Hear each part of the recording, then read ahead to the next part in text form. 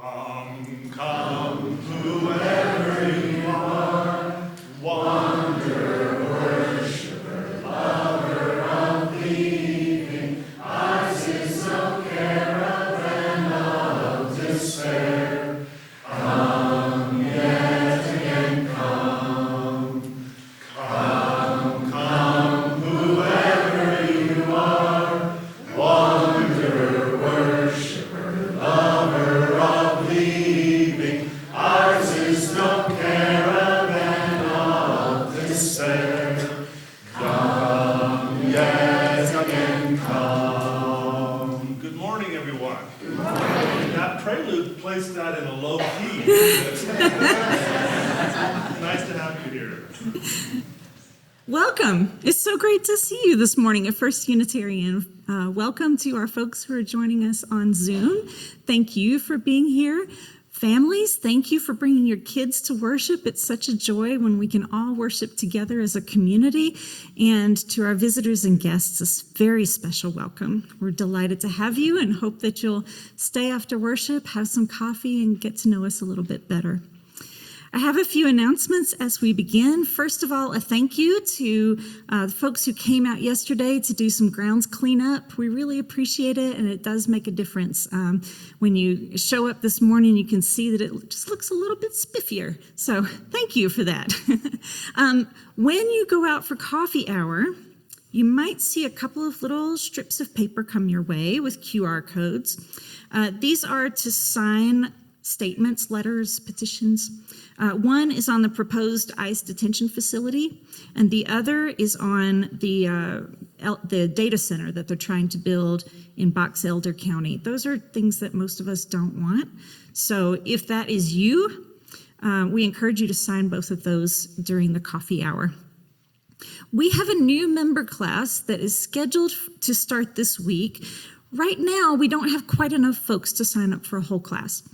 And so if we can get some more folks today, if you're interested in signing up for our new member class, it runs 3 consecutive Wednesday nights on Zoom. Makes it a little easier for families, folks who live far away. We'd love to have you in the class, but please sign up today. We're going to check the numbers in the morning, and if we don't have enough, then we're just going to postpone it until fall. We will have a new member ceremony on May 31st during our flower communion service. And don't forget that you can join the church any time of year. You don't have to wait. But we love for everybody to have a new member class if they're new. Today, after the coffee hour, maybe about 1 o'clock, we'll see how quickly we can get coffee cleaned up. Dances for Peace is back. Dances for Peace are simple, uplifting, all-inclusive circle dances honoring all global traditions and require no experience or partner. So if you are in the mood to dance, stay after coffee hour and dance with us. Tomorrow night is our monthly community night. We'll have a potluck at 6 o'clock. Please bring a dish to share, and our gatherings start at 6:45. In addition to yoga, creativity matters, and kids' activities, we will also have beginning birding, cake decorating, the spirit of trees, or accountability and safety for Indigenous women. Lots of interesting stuff tomorrow night. Or you can bring your stringed instrument and play along with the jam here in the chapel. Finally, our congregational meeting is coming up on May 17th. This is our annual meeting for the membership of the church. We will vote on the budget and give you an update on how the church has performed this year and lots of other fun stuff. This is our exercise in democracy as a community. And so we encourage you to be there. It'll be at 12:30 in this room on May 17th. Before then, there will be 2 opportunities to have a look at next year's budget. One will be next Sunday, May 10th. And that'll be after this service at 12:30. And then there will be another budget Q&A May 13th. That one's on Zoom and it's at 7 o'clock, May 13th. So you can come to one in person, ask your questions, go to one on Zoom, check out the budget for next year before you come to the May meeting on the 17th. All right, I think that's all the business. Now we'll begin our worship service together. Today I light the chalice with these words by Lisa Garcia Sampson.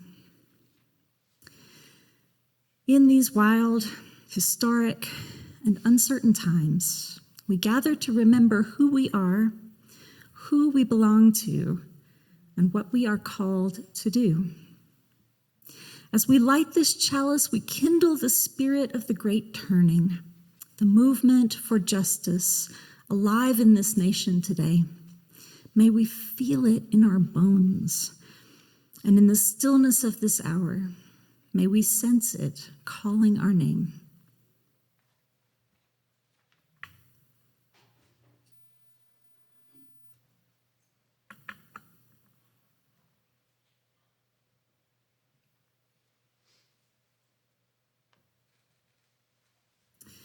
Our opening hymn is a little tricky, but it is so worth it.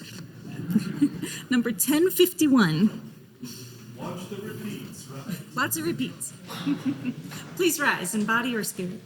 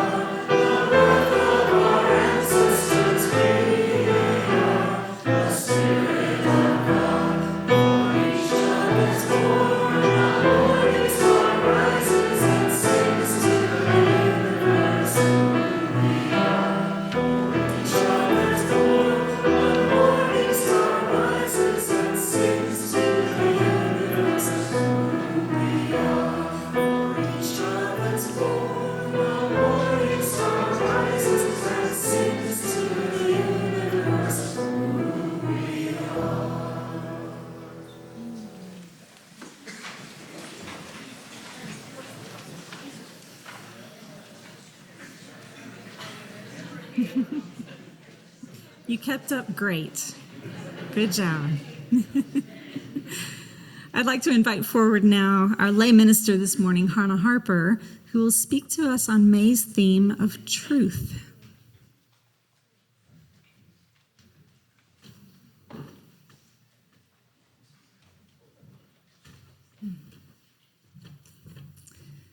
In the church of my upbringing, I watched people get up and fast in testimony meeting and say, I know the church is true. The teaching was that the more you said it, the stronger your conviction would become. As a child, I couldn't do it. I couldn't stand in front of a large room of 300 plus people and say such a thing. But when I became a teenager, I did it at girls' camp, surrounded by girls my own age. We sat in a grove of trees with the mountains around us. My voice shook and my palms sweated. I felt it was time and I mustered my courage. Other girls did it too, and there were tears. When I did it, it was probably simple and sweet, though I can hardly recall what I said.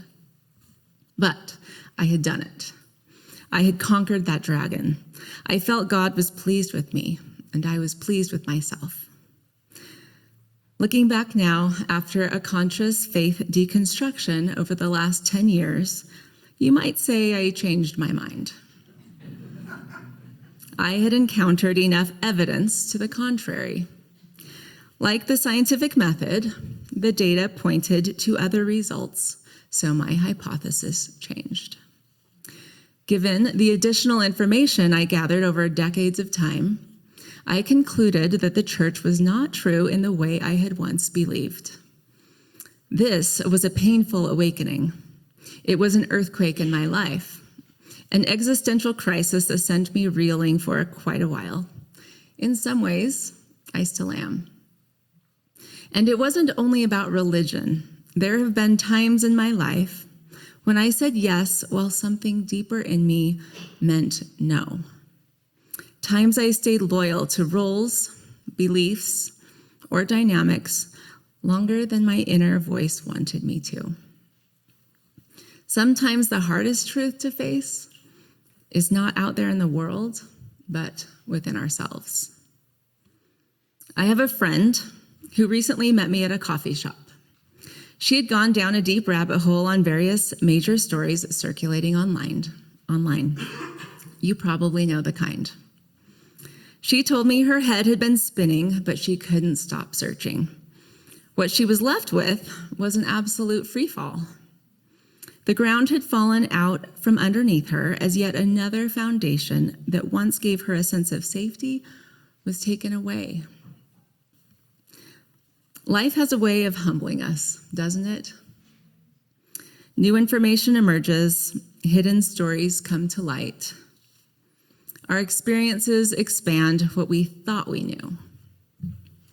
And if we expect to never be wrong, then these grand shifts in perspective can feel like collapse.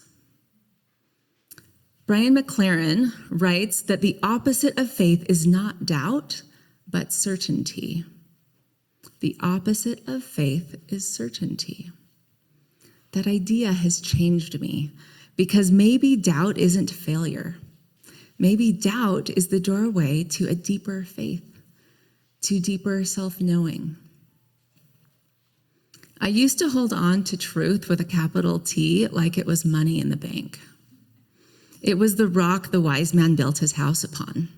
I believed the most certain people were the most godly people. But what if truth isn't a possession we hold once and for all? What if truth is something we grow into continually? What if certainty isn't the point?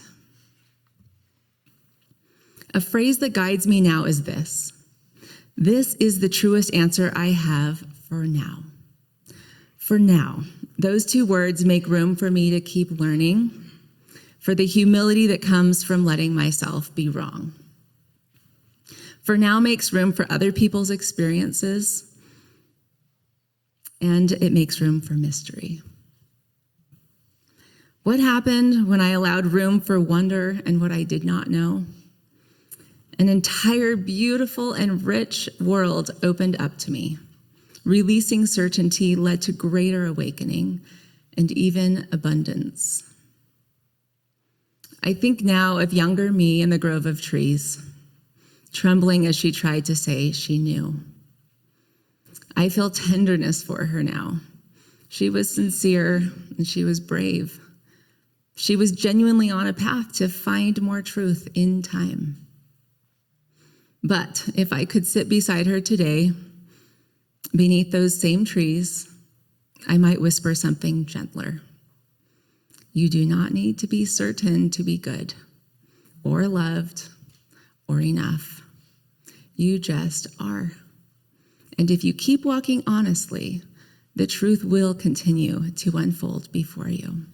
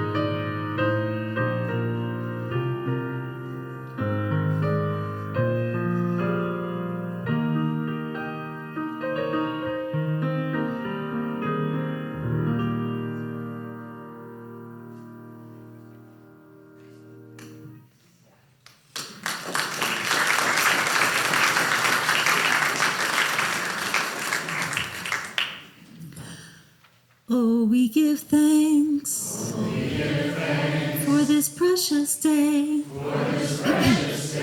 for all gathered here, and those far away, for this time we share, with love and care. Oh, we give thanks for this precious day. On this first Sunday of the month, we are delighted to share half of our offering with an organization in our community that lives according to the same values that we have. And so today we're delighted to welcome La Red de Solidaridad. This is a group that our church has worked with before, helping immigrants in our community. And so to tell you a little bit more about this group, I'd like to invite Sav Pearson to come to the pulpit.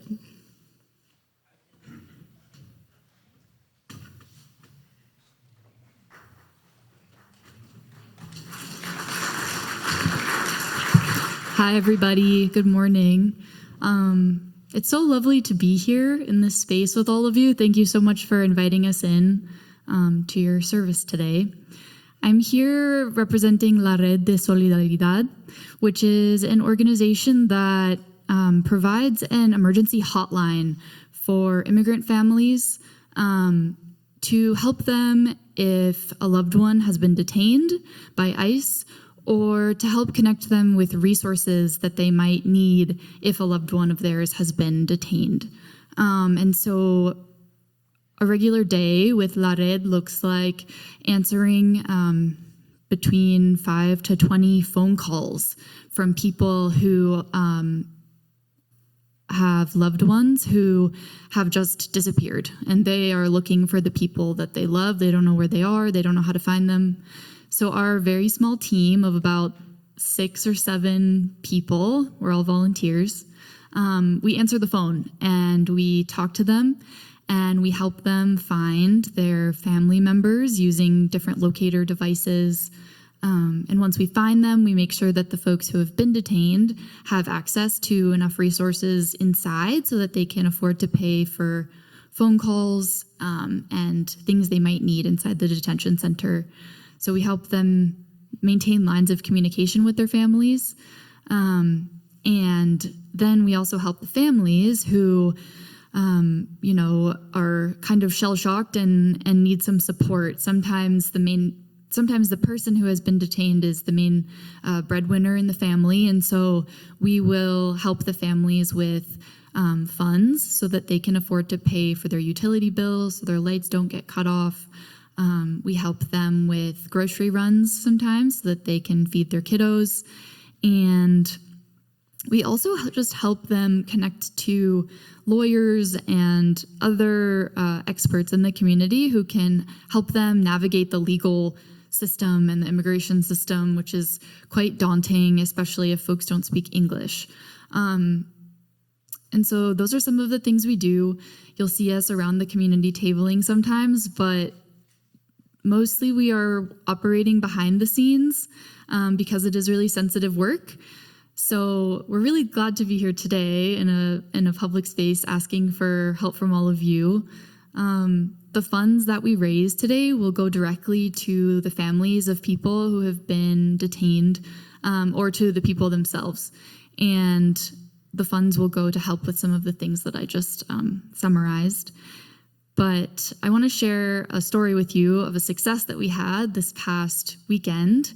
Somebody who we had been working with for a while, he had been detained for about 10 months. He was stuck in this center, and he was here with a very illegal asylum claim, and he was seeking asylum. He had all the right documents, but they still locked him away, and he didn't have any resources to get out because he doesn't have any friends or family here to support him. He's from Venezuela.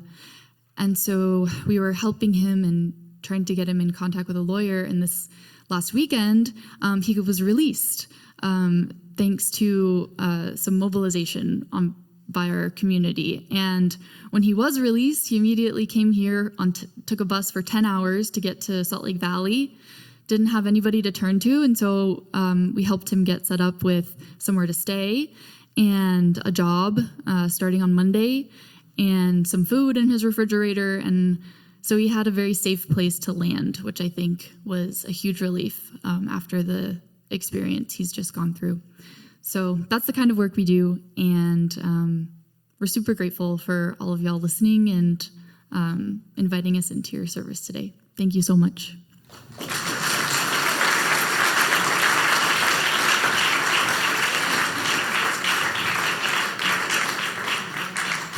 Thank you so much. As I said, half of everything that you give today, either cash checks or with the QR code in the seat back in front of you, will go to La Red, half will go to our congregation. And we're so grateful for anything that you're able to give. So please give as generously as you can and take this time to say good morning.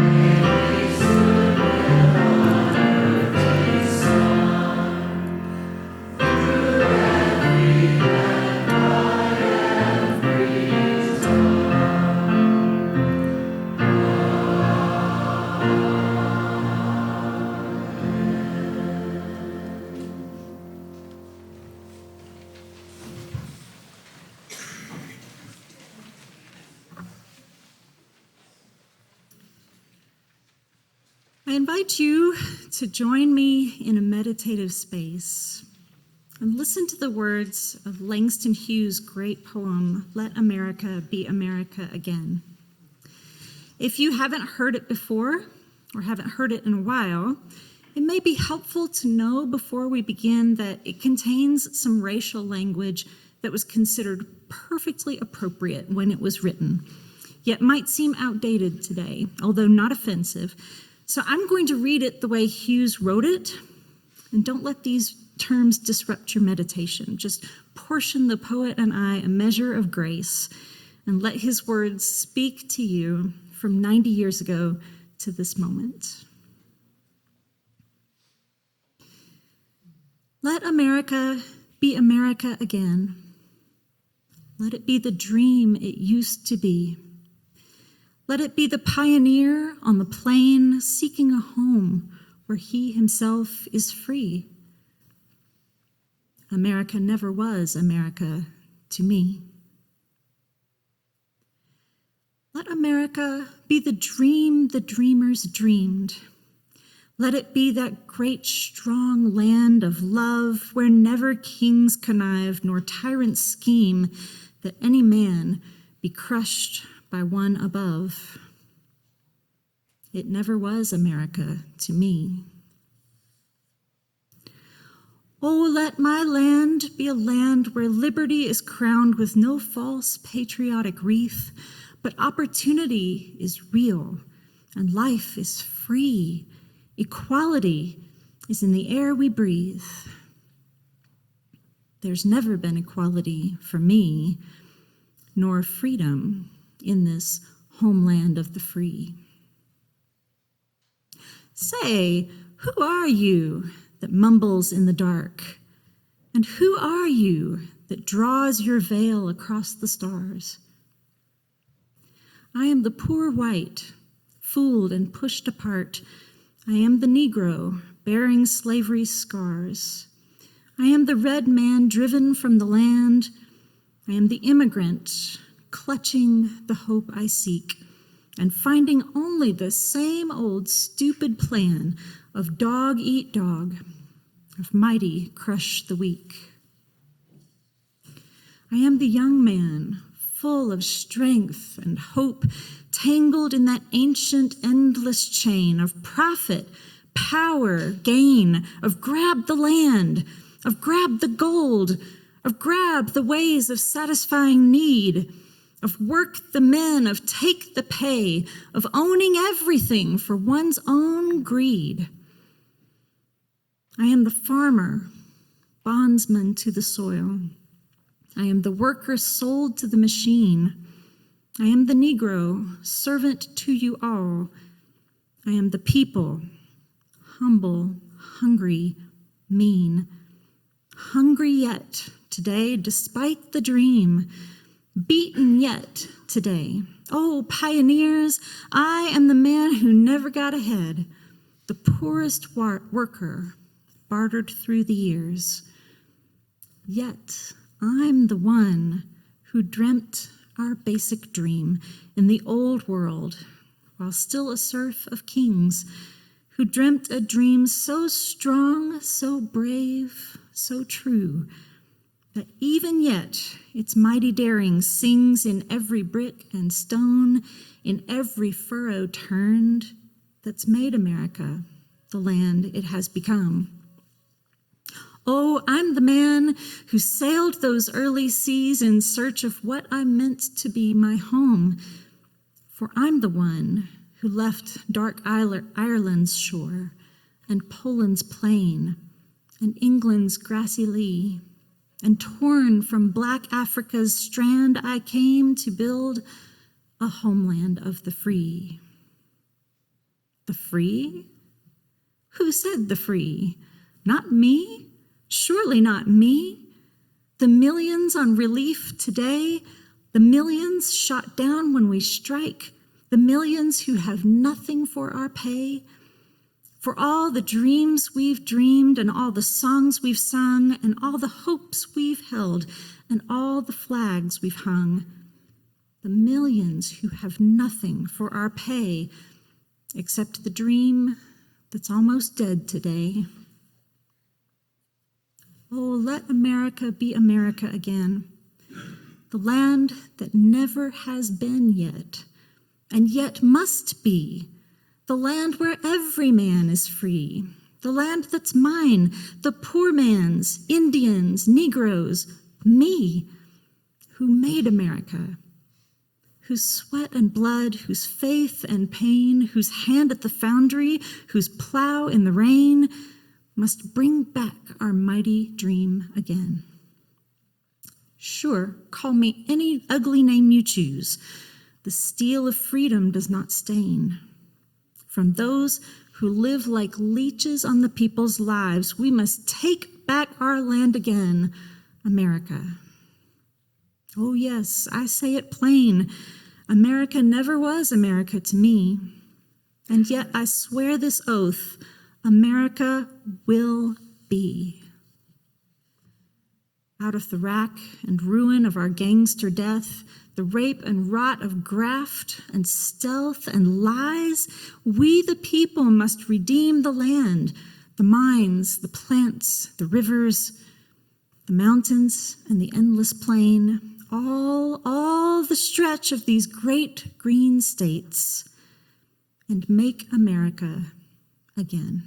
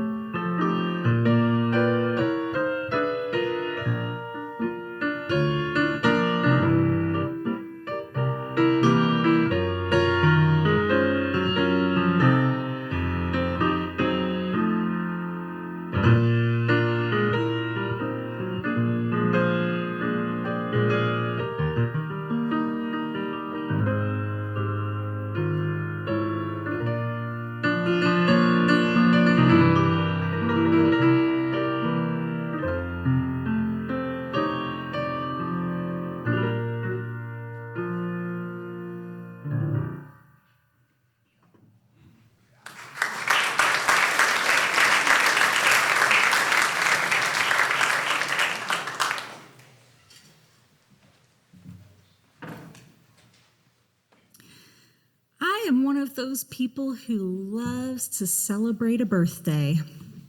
I want cake and candles and vanilla ice cream, the best flavor to have with cake. And I want balloons and streamers and piles of presents. Only unpractical gifts, please. Nothing necessary, for goodness sakes.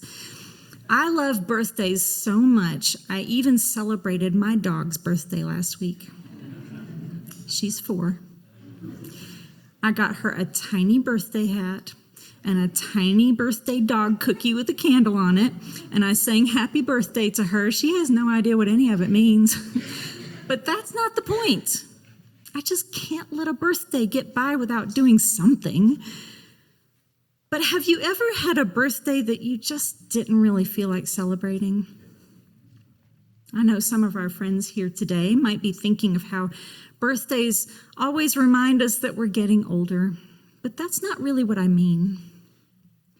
I'm talking about how a birthday sometimes pops up in the middle of an otherwise terrible season of your life, and you just don't have time to stop and have cake or open gifts, or maybe you just don't feel like it. Maybe you felt that you've had to put on a happy face for the day and pretend like you're having a great time, but really you'd prefer to postpone your birthday until things are better. If you must blow out a candle and make a wish, you're just wishing that things would return to normal.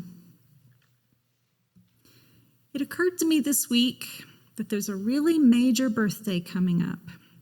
And this might be the last opportunity I have to speak to you about it from the pulpit. It's not until July, you see. It's the 250th anniversary of the signing of the Declaration of Independence, the day that is being called America's birthday. I will celebrate just about anything, to tell you the truth, and so I love a good 4th of July celebration almost as much as a birthday, a picnic with hot dogs and watermelon, an old-timey band concert on a downtown lawn, baseball, fireworks, yes. But it's always been more about summer to me than patriotism. But this year, it's going to be about patriotism. Like, just go ahead and get ready now. You have never seen so much red, white, and blue as you're going to see this year in July. And I'm just not feeling it. I'm just not feeling it. I'll admit, I've always been a little cynical about patriotism for the United States. When I hear someone say that they love this country, I always want to ask, what do you mean by that? If they mean that they love the American dream, what America represents, I have to ask if the American dream is still possible for anyone but the very wealthiest Americans. If they mean that they love America because it's the home of the free, I wonder, how can that be true when this nation has the highest incarceration rate of any nation on earth? When the federal government has budgeted $45 million to build an Amazon-style system of warehouses for detaining undocumented immigrants? If when they say they love this country, they mean that they love the landscapes and wild places that make it beautiful, I have to wonder if they're aware of the many threats facing our wild lands, how close we are to losing so many of them to resource plunder. And if they say that they love the American people, I wonder why so many of these beloved Americans have no access to quality health care, child care, or even basics like food and drinking water. Now, some would argue that if I can't say I love this country, then that means that I hate it. But that's not true either. I stay perpetually mad at it, but that's not the same as hating it. Where else could I go? I was born here. I have no other home. I know that my ancestors colonized this country, and yet I can't go back where they came from any more than anyone else can. Here I am in this mess.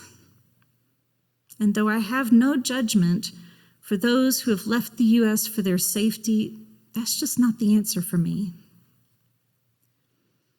I think what it means when people say that they love this country is that they love an idea about the United States, a myth, perhaps, a myth that maybe once was meant to hold us all together, a myth to give Americans purpose and unity.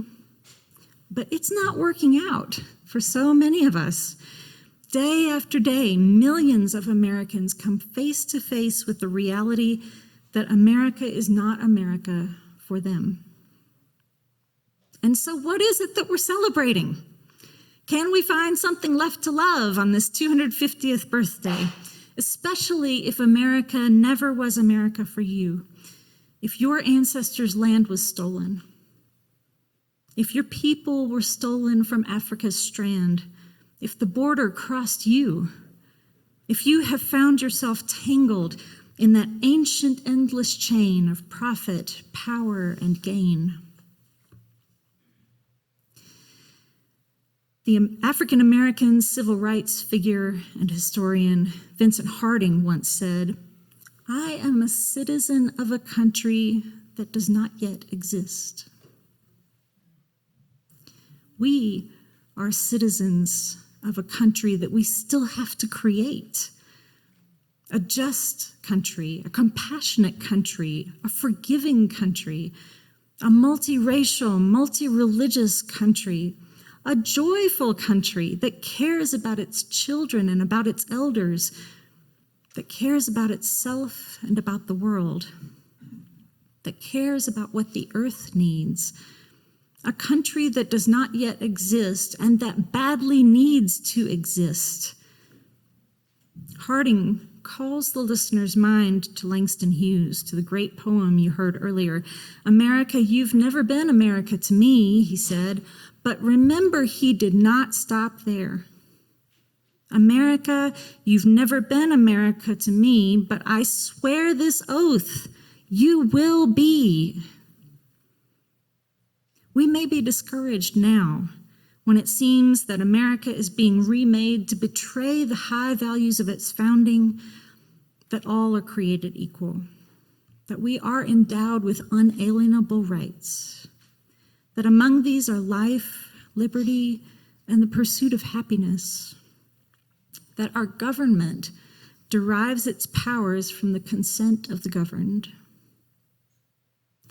We may be discouraged to see a privileged few take hold of the American dream and dare to evict so many of us from it, while claiming the symbols of this country as their own. But America is more than a bleak nationalist vision of endless war, greed, and control. We are also optimism and democracy and possibility. We are also cooperation and community. There are good people in every part of this country who are trying to work together with others to build things that help everyone. It's our country too. And though we are discouraged by our history, 250 years of not living up to our promise, we can start to make America now. There are things that we cannot ever truly make right. We cannot unbreak what has been broken, but we can take steps toward repair. We can invest in reparations to Black and Indigenous people. We can expand citizenship and revise our broken immigration system. We can invest in communities stripped bare of all industry and all hope without any expectation that it will fix or solve our history, but do it simply because it is right and it can heal. To Harding, America badly needs to exist. It might be just an idea, just a myth, but it is an idea that the world needs and that the world has not actually seen yet. And he reminds us that Hughes' oath to make America echoes the oath that is found in the closing line of the Declaration of Independence. For the support of this declaration, with a firm reliance on the protection of divine providence, we mutually pledge to each other our lives, our fortunes, and our sacred honor. Thomas Jefferson in his own way, saying, "America will be."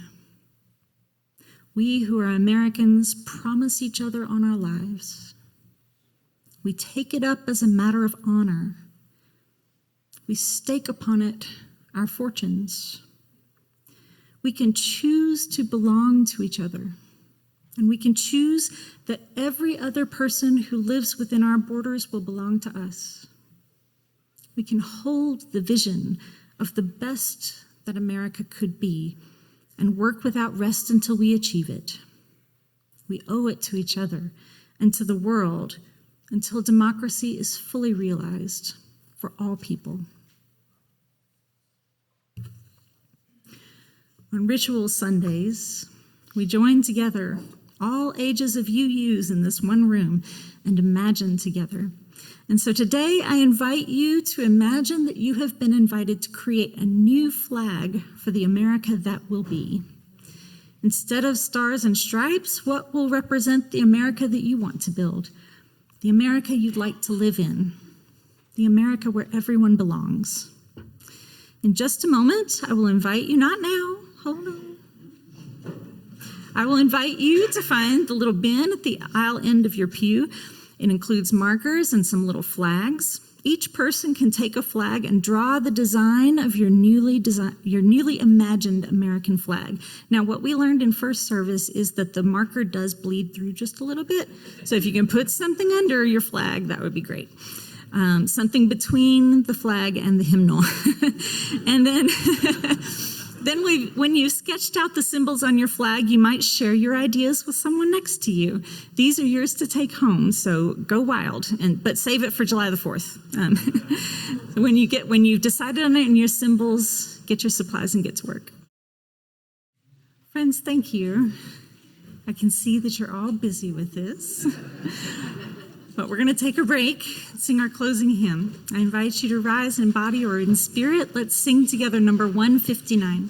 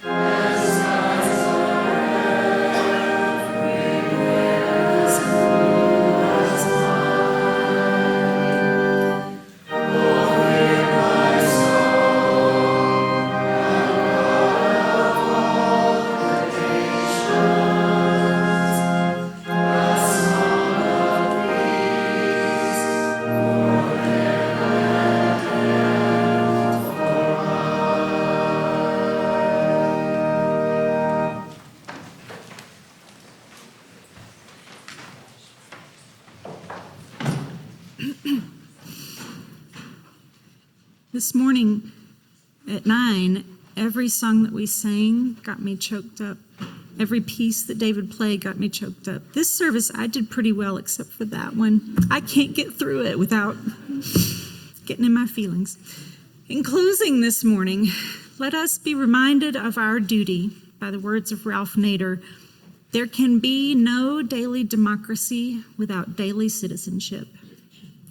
Today, tomorrow, July 4th, every day, let us who are citizens take up the daily practice of democracy so that it can thrive beyond this birthday and for many birthdays to come. May it be so.